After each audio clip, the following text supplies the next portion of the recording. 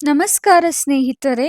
ಇಂದು ನಾವು ಬೆಂಗಳೂರಿನ ಸಮೀಪವಿರುವ ಅತ್ಯಂತ ಪುರಾತನ ಹಾಗೂ ಪವಿತ್ರ ಕ್ಷೇತ್ರವಾದ ಚಂಪಕಧಾಮ ಶ್ರೀ ಚಂಪಕರಾಯಸ್ವಾಮಿ ದೇವಸ್ಥಾನ, ಸುವರ್ಣಮುಖಿ ಕಲ್ಯಾಣಿ, ವಹಿನಿಗಿರಿ ಬೆಟ್ಟದ ಲಕ್ಷ್ಮೀ ನರಸಿಂಹಸ್ವಾಮಿ ದೇವಸ್ಥಾನ ಕುರಿತು ತಿಳಿದುಕೊಳ್ಳೋಣ. ಇದು ಬೆಂಗಳೂರಿನಿಂದ ಸುಮಾರು 22 ಕಿಲೋಮೀಟರ್ ದೂರದಲ್ಲಿ ಬನ್ನೇರುಘಟ್ಟ ರಾಷ್ಟ್ರೀಯ ಉದ್ಯಾನದ ಸಮೀಪದಲ್ಲಿದೆ. ಚಂಪಕಧಾಮ ಎಂಬ ಹೆಸರು ಹೇಗೆ ಬಂತು? ಪ್ರಾಚೀನ ಕಾಲದಲ್ಲಿ ಈ ಸಂಪೂರ್ಣ ಪ್ರದೇಶ ಚಂಪಕ ಹೂವಿನ ಕಾಡಾಗಿತ್ತು, ಅಂದರೆ ಸಂಪಿಗೆ. ಆ ಕಾಡನ್ನು ಚಂಪಕಾರಣ್ಯ ಎಂದು ಕರೆಯಲಾಗುತ್ತಿತ್ತು. ಇಲ್ಲಿನ ವಿಷ್ಣು ಮೂರ್ತಿಗೆ ಪ್ರತಿದಿನ ಸಂಪಿಗೆ ಹೂಗಳಿಂದ ಪೂಜೆ ನಡೆಯುತ್ತಿದ್ದ ಕಾರಣ ದೇವರನ್ನು ಚಂಪಕರಾಯ ಸ್ವಾಮಿ ಎಂದು ಕರೆಯಲಾಗುತ್ತಿತ್ತು. ಕಾಲಕ್ರಮೇಣ ಚಂಪಕರಾಯ ಚಂಪಕಧಾಮ ಎಂಬ ಹೆಸರಿನಿಂದ ಪ್ರಸಿದ್ಧಿಯಾಯಿತು. ಇನ್ನು ದೇವಸ್ಥಾನದ ಇತಿಹಾಸ ನೋಡೋದಾದ್ರೆ 900 ವರ್ಷಗಳಷ್ಟು ಪುರಾತನ ಆಗಿದೆ. ಚೋಳರ ಕಾಲ ಹಾಗೂ ಹೊಯ್ಸಳರ ಕಾಲದಲ್ಲಿ ಈ ದೇವಸ್ಥಾನದ ಅಭಿವೃದ್ಧಿ ನಡೆಯಲಾಗಿದೆ ಎಂಬ ಉಲ್ಲೇಖಗಳಿವೆ. ಹಾಗೆ ಮುಂದೆ ಬಂದ್ರೆ ದೇವಸ್ಥಾನದ ಬಲಭಾಗದಲ್ಲಿರುವ ಬೆಟ್ಟವೇ ವಹಿನಿಗಿರಿ ಬೆಟ್ಟ. ಇಲ್ಲಿ ಶ್ರೀ ಲಕ್ಷ್ಮೀ ನರಸಿಂಹಸ್ವಾಮಿ ದೇವಸ್ಥಾನ ಇದೆ. ಇಲ್ಲಿ 200 ಸ್ಟೆಪ್ಸ್ ಹತ್ಕೊಂಡು ಹೋದ್ರೆ ಮೇಲೆ ನಿಮಗೆ ದೇವಸ್ಥಾನ ಸಿಗುತ್ತೆ. ಇಲ್ಲಿ ದೇವ್ರ ದರ್ಶನ ಮಾಡಿಕೊಂಡ್ರೆ ದುಷ್ಟಶಕ್ತಿಗಳ ಕಾಟ ತಪ್ಪುತ್ತೆ ಎಂಬ ನಂಬಿಕೆ ಇದೆ. ಇಲ್ಲಿ ಮೇಲೆ ಬಂದಾಗ ನೀವು ಬನ್ನೇರುಘಟ್ಟ ಅರಣ್ಯದ ಸುಂದರ ನೋಟನ ನೋಡ್ಬೋದು.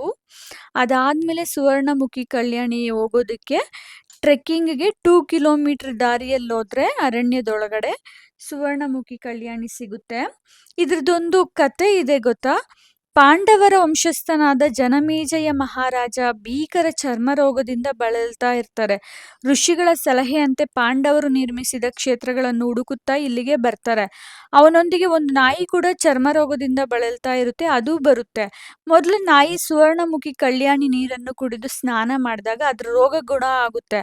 ಇದನ್ನು ಕಂಡ ಜನಮೇಜಯ ಮಹಾರಾಜ ಕೂಡ ಕಲ್ಯಾಣಿಯಲ್ಲಿ ಸ್ನಾನ ಮಾಡಿದಾಗ ಅವನ ಚರ್ಮ ರೋಗವು ನಿವಾರಣೆಯಾಗುತ್ತದೆ ಎಂದು ಸ್ಥಳ ಪುರಾಣ ಹೇಳುತ್ತದೆ.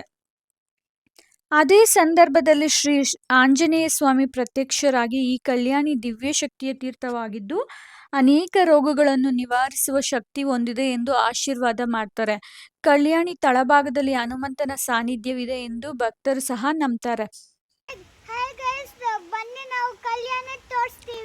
ಮತ್ತೆ ಇಲ್ಲಿ ಮಕರ ಸಂಕ್ರಾಂತಿ ಹಬ್ಬಗಳಲ್ಲಿ ವಿಶೇಷ ಪೂಜೆ ನಡೆಯುತ್ತೆ. ಈ ನೀರೆಲ್ಲ ಫುಲ್ ಕ್ಲಿಯರ್ ಮಾಡ್ತಾರೆ ಆ ಟೈಮಲ್ಲಿ.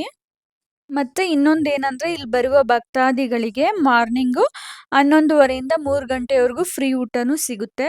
ಸ್ನೇಹಿತರೆ, ಬೆಂಗಳೂರಿನ ಸಮೀಪದಲ್ಲಿ ಇಂತಹ ಪುರಾತನ, ಪವಿತ್ರ ಮತ್ತು ಪ್ರಕೃತಿ ಸೌಂದರ್ಯದಿಂದ ಕೂಡಿದ ಕ್ಷೇತ್ರವಿರುವುದೇ ಅಂತ ಹಲವರಿಗೆ ಗೊತ್ತಿರಲ್ಲ. ಒಮ್ಮೆ ಕುಟುಂಬ ಸಮೇತರಾಗಿ ಚಂಪಕಧಾಮ, ವಹಿನಿಗಿರಿ ಬೆಟ್ಟ ಹಾಗೂ ಸುವರ್ಣಮುಖಿ ಕಲ್ಯಾಣಿಗೆ ಭೇಟಿ ನೀಡಿ ಭಗವಂತನ ಕೃಪೆಗೆ ಪಾತ್ರರಾಗಿ.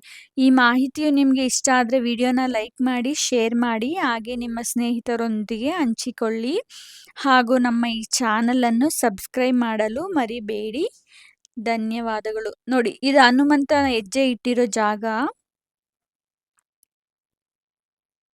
ಊಟನೂ ಸಿಗುತ್ತೆ ಮಧ್ಯಾಹ್ನ. Thanks for watching. Bye. Next ವಿಡಿಯೋದಲ್ಲಿ